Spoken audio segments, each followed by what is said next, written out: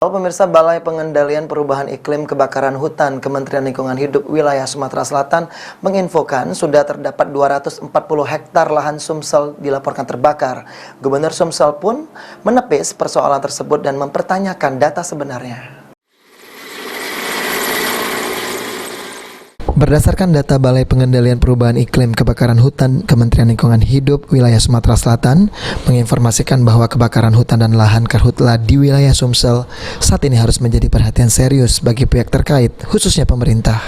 Pasalnya, laporan luas karhutla Sumsel dari BPPKIHL di 2022 ini meningkat hingga 240 hektar dibandingkan pada 2021 lalu yang hanya seluas 16 hektar.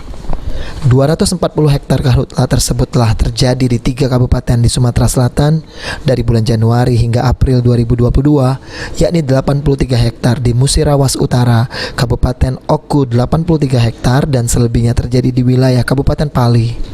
Menyikapi hal tersebut, Gubernur Sumsel Herman Deru menepis persoalan karhutla yang sudah terjadi di wilayahnya. Deru juga mempertanyakan data tersebut dari mana didapat, sedangkan sebagai gubernur dirinya belum menerima laporan soal karhutla di Sumatera Selatan. Selain itu, perihal mulai bermunculannya kabut asap di beberapa wilayah di Sumatera Selatan seperti Palembang juga belum dapat dipastikan bahwa itu berasal dari wilayah Sumsel dan apakah memang benar berasal dari karhutla. Belum tentu datangnya dari Sumsel kalau pada saat ini ya, karena diberitakan hotspotnya di mana yang di Sumsel yang saat ini ya.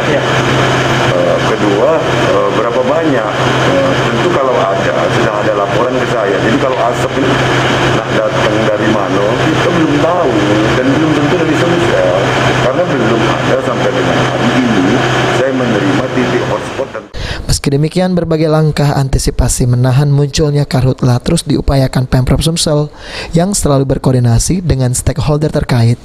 Okta Alfarizi, PAL TV.